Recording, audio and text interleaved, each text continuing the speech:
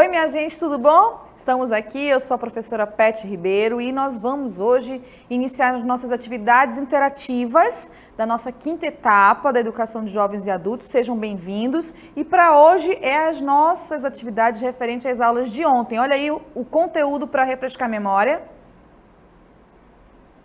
Podem ver que é apenas tudo que vocês já viram ontem, nós vamos colocar em prática hoje. Vamos lá então?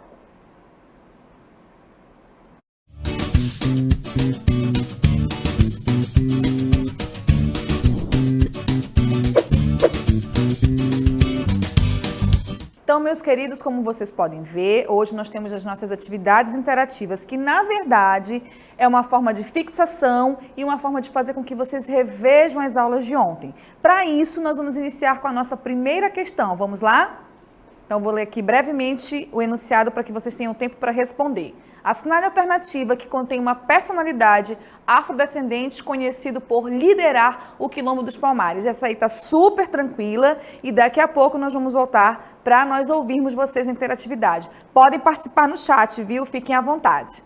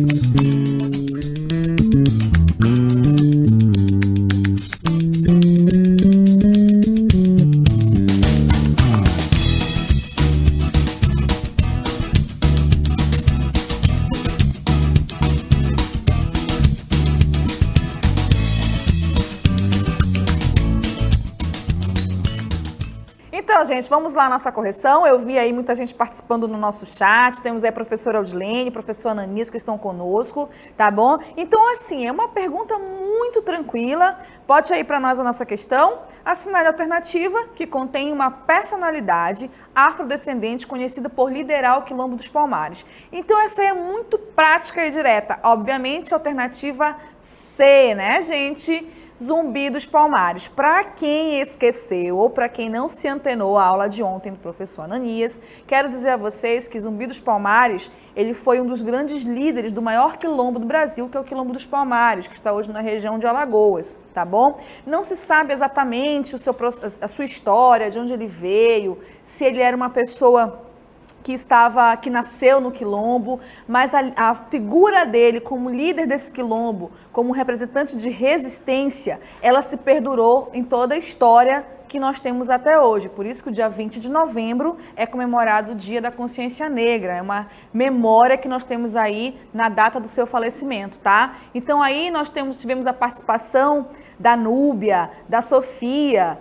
do Ivanilde, né? A Ivanilde, vamos lá participar aí. Um abraço para vocês, muito bacana a participação de vocês, gente. Tirem as dúvidas de vocês também em relação aos conteúdos, tá bom? Podem ficar à vontade.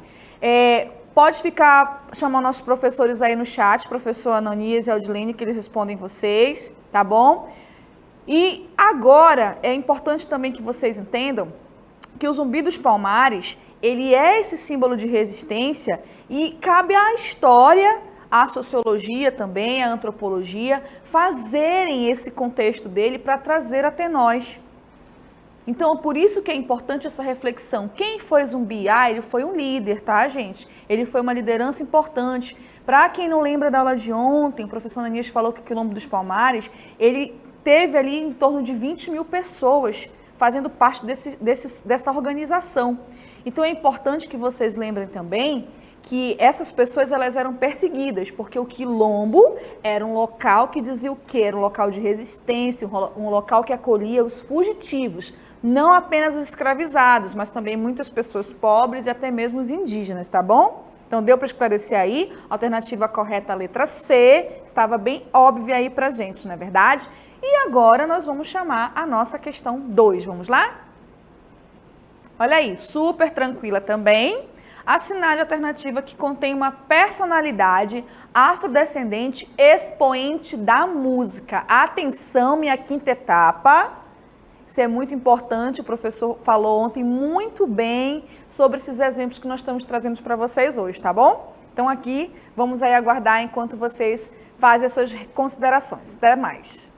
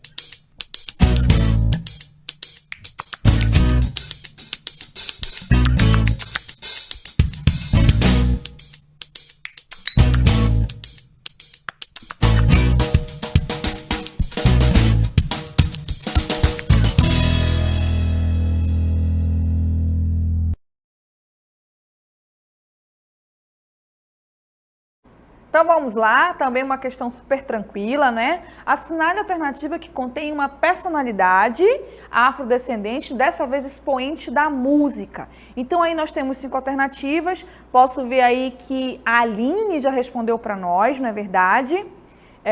Quem mais? Temos aí também o Danilo, que daqui a pouco vai colocar a resposta para nós. E aí, gente, nessa questão, o nosso afrodescendente que tem essa divulgação na música, nessa questão é Pixinguinha, tá? Ele é considerado um dos maiores compositores, olha aí no gabarito para vocês, perdão, da música popular brasileira, contribuiu diretamente para que o choro, vou já fazer um trechinho aqui para vocês, canto mal, mas está valendo, encontrasse uma forma musical definitiva.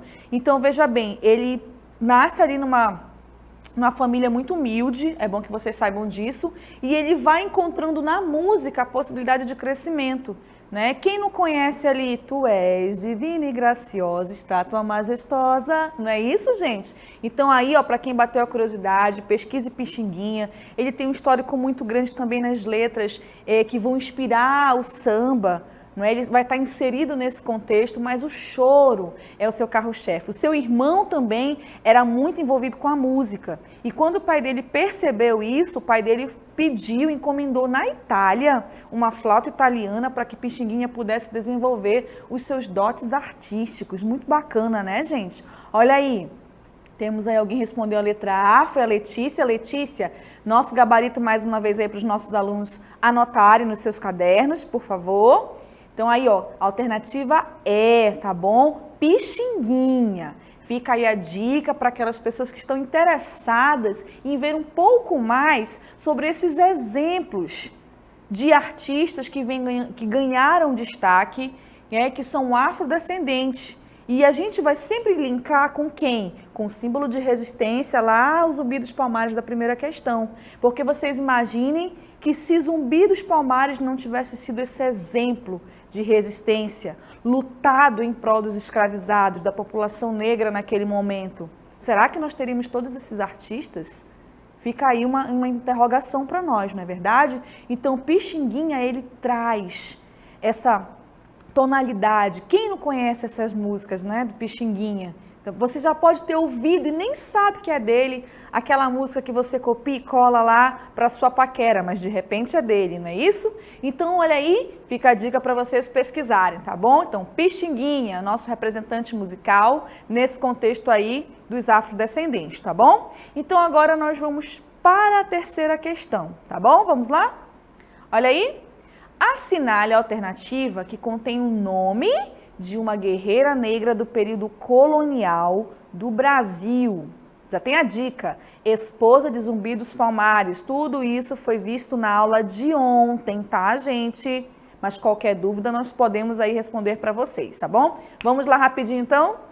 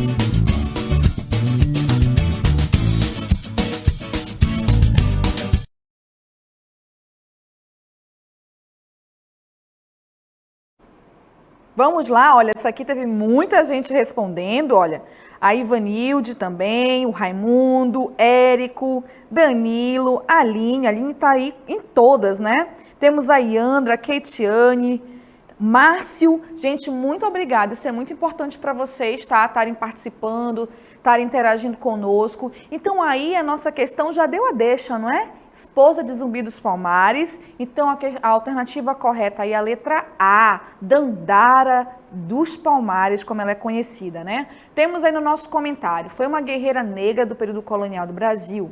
Após ser presa, cometeu suicídio se jogando de uma pedreira ao abismo para não retornar à condição de escrava. Foi esposa de Zumbi e com ele teve 3 filhos. Dandara, gente, na nossa história, ela ainda é muito envolvida em mistérios. Os historiadores, principalmente da Bahia, ainda tentam construir Dandara. Quem foi Dandara? Nós não sabemos exatamente se ela nasceu no Quilombo também, mas alguns dados informam que ela nasceu e cresceu no Quilombo. Ela era totalmente avessa à ideia de escravidão, inclusive ela ajudou Zumbi dos Palmares, a se posicionar contra Gangazumba, que era o chefe do Quilombo antes de Zumbi, porque Gangazumba queria negociar com os portugueses e os holandeses. Então ela foi totalmente contra e a opinião dela influenciou bastante Zumbi para se posicionar contra Gangazumba. E ela também, é bom ressaltar que são pesquisas escassas, tá bom, sobre ela. Ela também ajudou, ela empunhava as armas e lutava ao lado de uma frente feminina e em proteção ao Quilombo. E também era muito ativa na questão da produção agrícola dentro desse espaço. Ela teve 3 filhos com o Zumbi dos Palmares. E essa fala de 3 filhos e ser casada é justamente porque Dom Pedro, ele faz uma memória a Zumbi e ele cita a sua esposa e seus 3 filhos, tá bom? Temos ali também, ó, a Yasmin. Isso, Yasmin, estamos aqui na 5ª etapa, tá bom? Só para vocês entenderem. Então, Dandara tem toda uma importância feminina, ela é símbolo de resistência. Muitos historiadores tentam construir quem foi Dandara. Vocês podem ver aí no nosso comentário que ela resistiu tanto que ela preferiu a morte a se entregar ao processo de escravidão novamente. Então isso mostra aí como ela era uma mulher altiva, como ela era uma mulher que empunhou. E outro detalhe muito importante para salientar aí, aproveitando que segunda-feira se comemora o Dia Internacional da Mulher. Como vocês podem ver, eu falei da escassez da vida de Dandara nos documentos. Já a de Zumbi, nós temos muito mais informações. Então, isso também mostra a nossa construção da sociedade, né? Que privilegia a história masculina e deixa apagada ali a história feminina. Então, fica também aí a reflexão para vocês fazerem sobre isso. Mas lembrem-se, Dandara dos Zumbis, tá bom? Considerada guerreira, considerada heroína da pátria em 2019 pelo governo da Bahia também, tá bom? Vamos à nossa 4ª questão da 5ª etapa. Então, olha aí, gente, super tranquilo. Isso aí dá até para fazer um desenho na cabeça, né? A senzala seria... Então, daqui a pouco a gente retorna para fechar aí a 5ª etapa.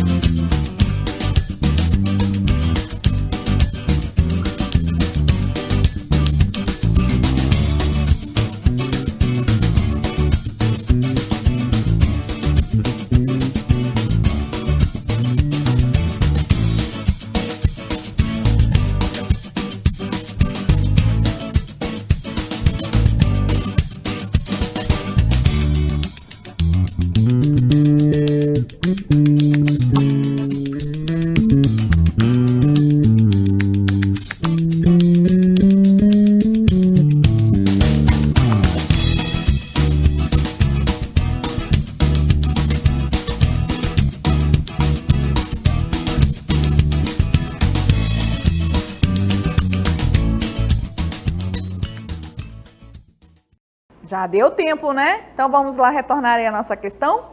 A senzala seria, olha aí, o lugar de trabalho dos escravizados, a casa do Senhor, a moradia dos escravizados, local propício ao castigo ou local propício para a prática de capoeira. Então, gente, a senzala, como a maioria de vocês respondeu aqui, o Cleudiomar, a Vanessa, a Yandra, Eudes, Sofia, Letícia, a Josielma, um beijo para vocês, muito bacana vocês estarem aqui conosco, é a letra C.